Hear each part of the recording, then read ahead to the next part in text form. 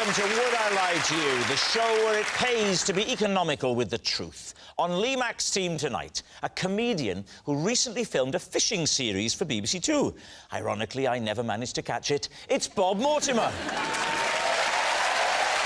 And an entertainer who started her career as a ballet dancer. In fact, she studied it at university, where she gained a tutu. It's Debbie McGee. And on David Mitchell's team tonight, a presenter and former footballer who once went to Coventry for £2 million. That's an expensive taxi. It's Dion Dublin. And a comedian who's 4 feet 11 inches tall. We've always seen eye to eye. It's Lucy Porter. We begin with round one, Home Truths, where our panellists read out a statement from the card in front of them. To make things harder, they've never seen the card before, they've got no idea what they'll be faced with. It's up to the opposing team to sort the fact from the fiction. Now, Debbie is first up. Right, here we go. The police once surrounded my house after I set off an alarm in my bikini bottoms. David's team. Interesting. Interesting location for the alarm. What was the alarm that you set off and how did you set it? It was the house alarms. I was actually ironing in the garden with my bikini on, and I had the remote control for the alarms tucked down my bikini. Let me stop you there. I could have sworn you said you were ironing in the garden in your bikini. Yes. It's a classic domestic scene. I love that commitment to ironing. I haven't ironed anything since the late 90s, but it's very good. We can tell, Lucy. Yeah.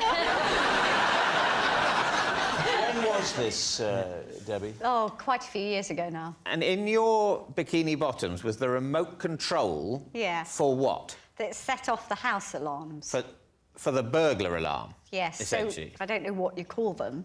A panic button. Like a panic button, yeah. I think if I was in the garden in a bikini ironing, I'd feel very vulnerable because there's a lot of flesh, isn't there, in the iron? You know how easy the phone rings and you do that? Did you not to be honest, if you're gonna smash the iron into your head, it doesn't matter whether you're wearing a bikini or the uniform of the Chelsea pensioners, you're still gonna get burnt. So what happened when you pressed the alarm? Who was alerted and what did they do? So I didn't know because it doesn't set the alarms off. It just rings the police. And so 15 policemen came round the corner. They shouted, "No, start with the collar, then the sleeves." I never tried it again, so I don't know. How did they react? Did they see the funny side? Yes. No, she wasn't facing them. I'm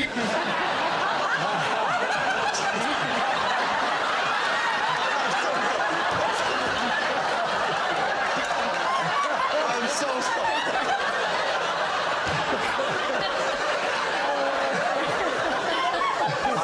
I know that's rude, but I can't quite figure out why. OK, well, I mean, it's elaborate, it's odd, it's unusual. Is it true? In my younger days as a sun worshipper, I would do anything outdoors. When you're young and you want a tan, you just do anything. What do you think? Oh, I think... Wow. You know you had to make quicker decisions on the football pitch, don't you? I think that's true. You think it's true? I think you think it's true? We think it's true. They think it's true. Debbie, truth or lie? It's true.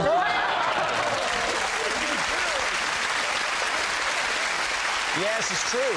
Debbie did once set off an alarm that was in her bikini bottoms. Dion, you're next. Right. I once sneezed so hard in my car, I set off the airbag. Please, Steve. Wow. That is a big sneeze. Where were you? I was in my car.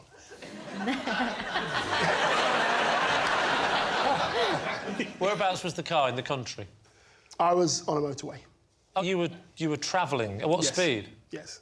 About 65, 70. Are you saying that you sneezed and the airbag went off, or are you saying you sneezed, crashed the car and the airbag went off? I sneezed, airbag went off, and because I was on the inside lane, I just pulled over.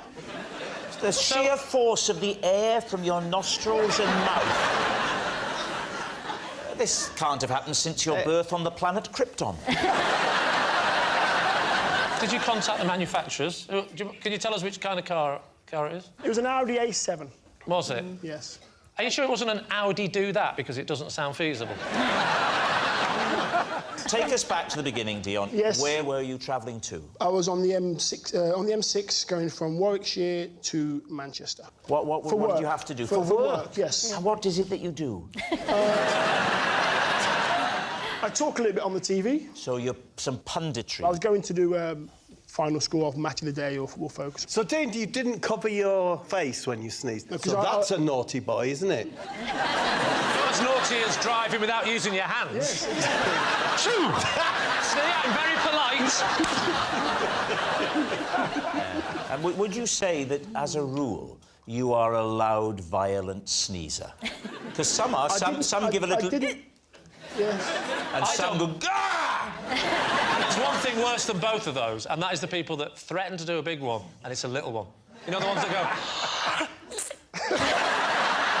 Stop those. They do my head in. What's the build-up for, then? Where do you fall? Which of those camps are you in? I'm quite a loud, violent sneezer. You are, Which I aren't didn't think I was until I nearly killed myself. Did you make it to work? In another car, yes. Who picked you up? The dealership. I just rang the dealership straight away. You rang the dealership? You don't ring the dealership when you've had an accident. Because I was on the M6, I was close to where the dealership was, and I thought that would be easier for them to come out and deal with my... I'd get a new car as well. They gave me a new car. So the dealership... This is the focus of disbelief. Dealership? The dealership I got the car from was in Warwickshire. Right. So I called them. I know the guy that owns the yourself? dealership. I know the guy that owns the dealership. What's his name? Send someone out, Lee. Lee... Oh! Is that right? Is his surname Mac? What's his surname? Do you know him? What's Lee's surname? Beacon. Is that why you could see him from so far away? Did Lee personally come and pick you up? No, he sent one of his staff. What was his name? Was it Debbie? Bob. Bob. What was Bob's surname? Light bulb. Is this true? What are you thinking, Bob? Well, I'm thinking that big lad like Dion, maybe it could do it. I always go, achoo, pussycat, whoa, whoa, whoa. I've always found it amusing. Achoo, pussycat. Bang! I say true. Debbie? I just think if it was true, it would have happened to a lot more people, and we can't do that sort of research. That's the trouble. The scope for research before answering the question is very limited. I always think if we could go away for a couple of weeks, really work on the questions, then we get a lot more right. But... So, what's it going to be? I'm going to go with Debbie and say it's not true. OK. Dion, truth or lie? It's a lie. Yes, it was a lie all along. Dion didn't set off the airbag in his car with a sneeze. Our next round is called This Is My, where we bring on a mystery guest who has a close connection to one of our panellists. This week, each of Lee's team will claim it's them that has the genuine connection to the guest, and it's up to David's team to spot who's telling the truth. So please welcome this week's special guest, Jonathan.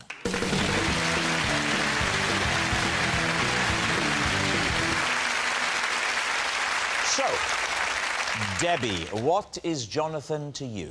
Well, this is Jonathan, and when he was a baby, I used to pull him out of a top hat. Bob, how do you know Jonathan? This is my friend Jonathan, and I have brewed 3 award-winning beers with him. Right. And finally, Lee, what's your relationship with Jonathan? This is Jonathan. One Sunday, the two of us spent 3 hours trapped in an automatic car wash. David's team, where will you begin? Well, Debbie, So you used to pull Jonathan out of a top hat? Yeah, he And was so, how old was he then? about 6 months 6 old. months. Was he a rabbit at that stage? He's grown up into a lovely bunny. What a cougar comment that was.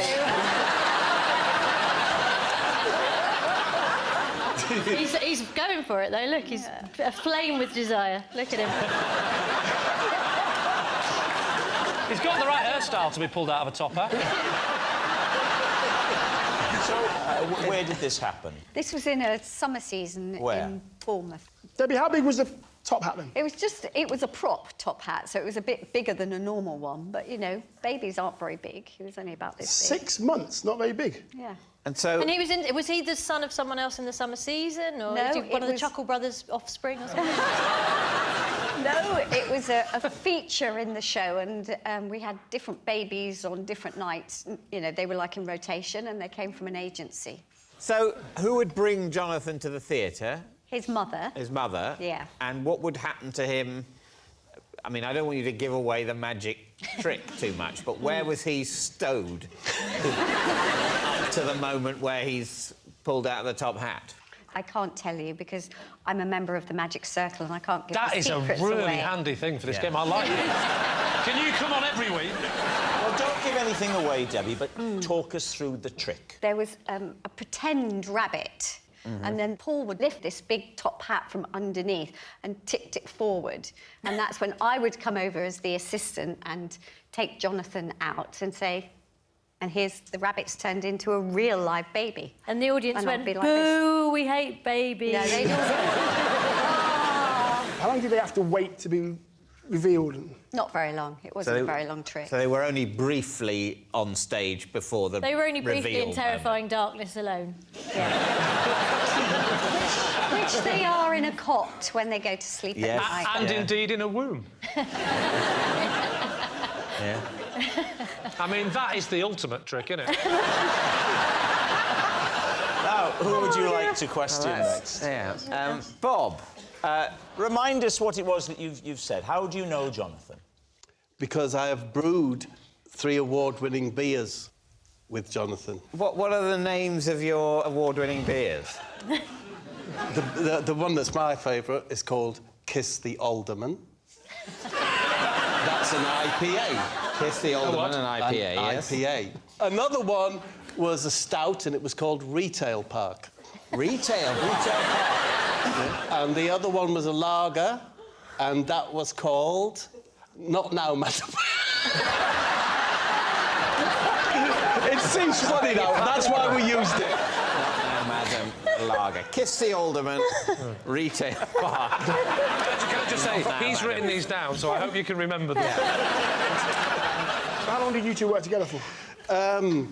About 2 years ago, I was in the field, Dion, collecting some mud to go and bury at home in my garden. And along came Jonathan, or J-Keg, as I call him. And he said, I recognise you off the telly, you're that Ray Mears, is what he said. And we got chatting, and he said, do you like beer? I said, I like beer. He said, would you like to brew some beer? How quick? I said, yes, I would, rather urgently, actually. I've run out! And he's got a brewery, JPEG. Yeah. It's a lean-to next to a barn, right next to the field where I was. It's quite big, actually. It might be a lean 3 or a lean 4. So I went in this marvellous little brewery that I'm imagining, and we mashed. Well, part of the process is mashing. Right. You put a load of water in the cylinder, and you have to stir the malt barley. Yeah. And I did that bit of it. And I thought, I adore this. Is there any way that I could see this process through, and we could call this beer Kiss the Alderman? What is the Alderman? He's an unelected council official. Say, for example, let's focus in on Bolton.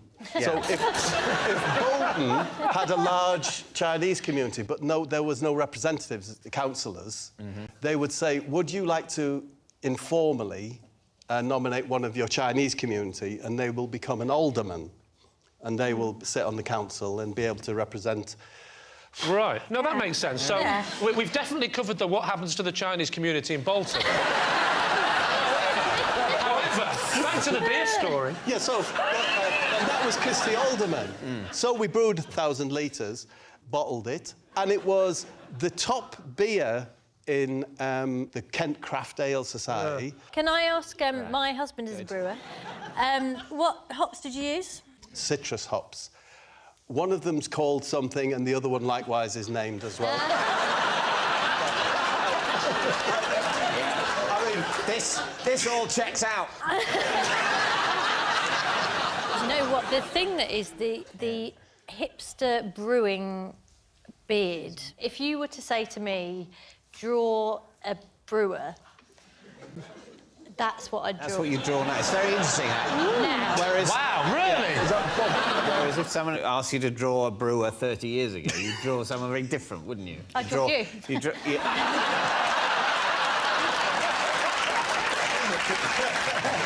Now, what about Lee? Lee, remind us of your claim. This is Jonathan. One Sunday, the two of us got trapped for 3 hours in an automatic car wash. Where was it? Where was the car wash? It was just outside the car.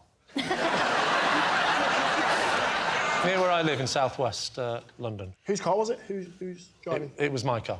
And was Jonathan in your car with you? Correct. He was the passenger. Why? How do you know Because Jonathan? we can't both drive.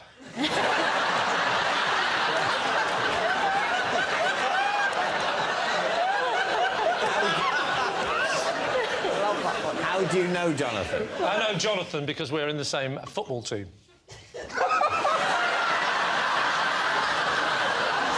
What is it, a bring your granddad team? So you were you driving back from football? Driving to football. Driving to football. Washing your car on the way to football. Oh, I'm looking forward to the game, young Jonathan. I really can't wait. But tell you what, let's wash the car first, so that when we arrive, everybody says, oh, Lee's doing well. You drove into the car wash, and what happened? So, there was 3 options. It was gold, silver or bronze. And obviously, being from the north of England, I was looking for a lesser metal than all 3. But it stopped at bronze. So I went in and I said, can I have a car wash? And he gave me the token, and I went back out and I Was it a token? Sometimes it's a code these days. All right, then what he said was, the token is where the squirrel likes to hide.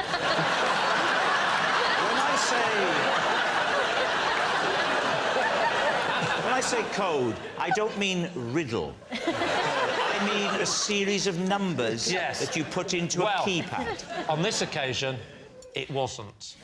You put the token in the slot. Yes. You advance into the car wash. The weird things start going. Yeah, so the big brush at the front that goes over your bonnet, that came towards us. Yeah. And then the side ones came. It was the side ones that caused the main issue. They got to the door, stopped, and just kept doing that, and we couldn't open the doors. And it did not stop for 3 hours. I know, it sounds unbelievable. What? Why don't you climb over into the back seat and get out one of the rear doors? Because it's a 2-door car. And I'm assuming this happened before the invention of the mobile phone. No, that was not true. It was during the invention of the mobile phone. During it? During the invention. No, in fact, do you know what we did? We were so stuck, didn't know what to do for 3 hours, we decided to invent the mobile phone. No, it was... his phone was in his sports bag in the boot. Where was your phone? My phone was with me. Why didn't you use your phone? Because the battery had gone. How did you eventually get out? I absolutely screamed and screamed, and this stranger passing by saw a big button on the thing that said, emergency stop. So he pressed the button, and it stopped, and when it stopped, it reset itself back to how it should be. We opened the door, and I went in. And he went, you're back again. I said, yes, that's about my car. So what's up? I said, tell you what's up. The doors are phenomenally clean. All right. We need an answer. So, David's team. Is Jonathan Debbie's magic mate? Bob's brewing buddy or Lee's car wash companion? I can't believe Lee's story is the kind of story I would have to invent to tell my husband if I'd been in a car with Jonathan for 3 hours.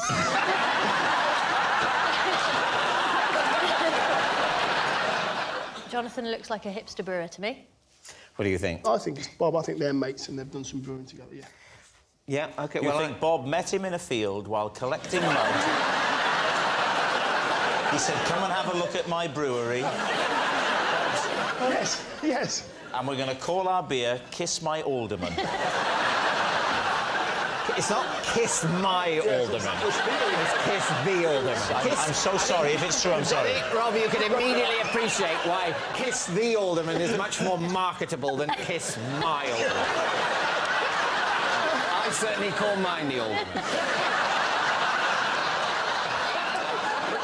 But very popular with the Chinese community.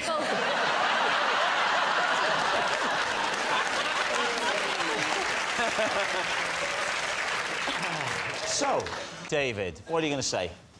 I think my team thinks it's Bob. Yeah, but let's go. OK, you're going to say Bob. OK. Jonathan, would you please reveal your true identity? I'm Jonathan, and I brew beer with Bob. Yes,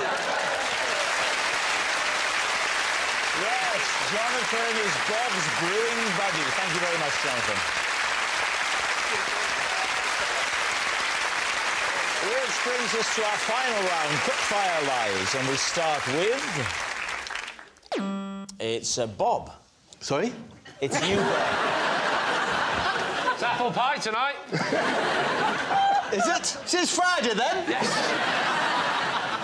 Following advice from Chris Rea, I always crack an egg into my bath. I've done for 22 years.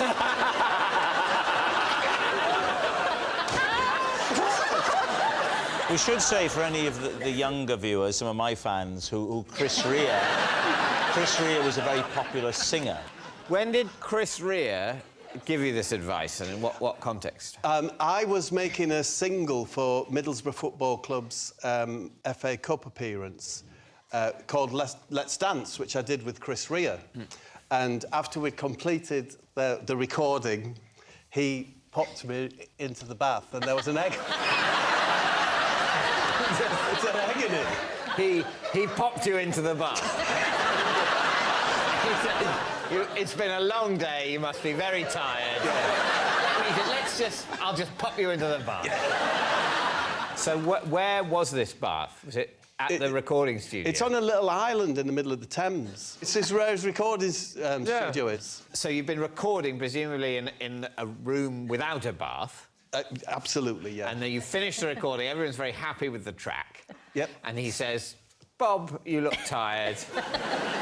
Maybe your joints are aching this way. No, it's not exactly like that. He says, that's it, Bob, I think we've got that leg. That's your bedroom, that's your bath. I've popped an egg in there for you. Is he Geordie? Yeah. He's like where I'm from, Middlesbrough. Right. But he's much more Middlesbrough than me, like. And why would he put an egg in your bath? What was the thinking behind it? I've never found out. And you've done it ever since. All I know is that I woke up the next morning and I have never felt so alive. Was the egg still in its shell, floating, or had he gone... No, the white had dissipated. Does that work? Yeah. It's fabulous. It's fabulous. It's non-greasy, which is a boon, isn't it? Is it non-greasy? Yeah, honestly. It's less greasy than water without egg in it?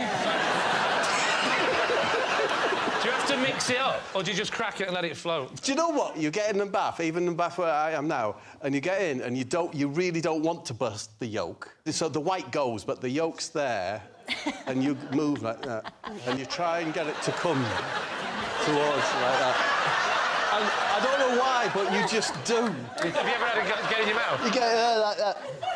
Have you ever And then you get the yolk, and I use it for hair conditioning. Really? I don't know how much hair, but to condition the hair on my skin. So, just going back to the original occasion, Chris Rea had already run you a bath. Yes. I forgot about that detail.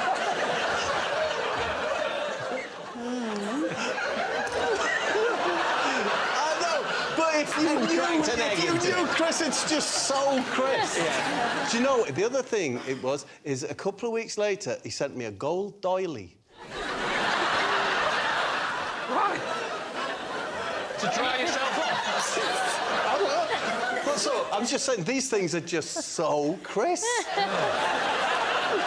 Do we think that the way Bob describes what happened to the egg white, is that... He says it just dissipates. Is that If your bath plausible? is hot, then you're going to have a poached white. I'd have thought the white would turn white. And Well, there'd be bits of white. How hot is your bath?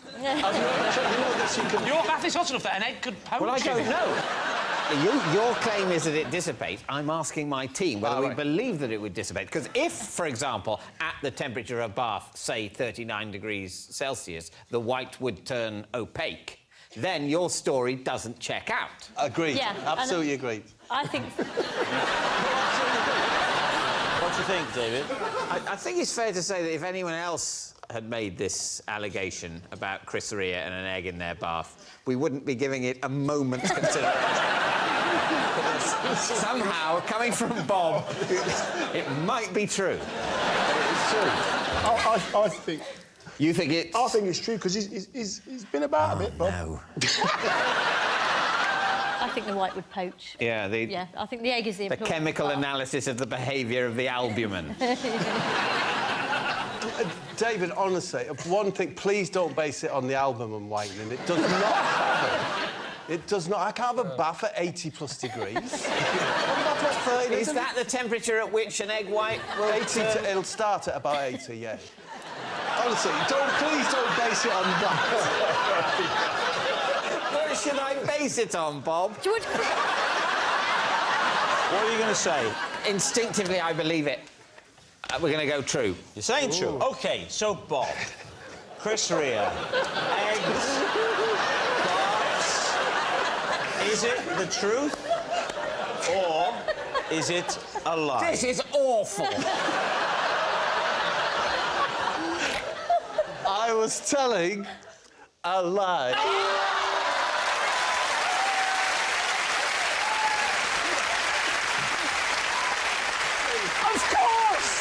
Of course it's a lie! He said Chris Rea put an egg in his bath! Of course it's a lie! It's obviously a lie! Who could possibly believe that? It'd be more likely that someone was stuck in a car wash for 3 hours. Yes, it's a lie. Bob doesn't crack an egg into his bath following advice from Chris Rea. And that noise signals time is up. It's the end of the show. I can reveal that it's a draw.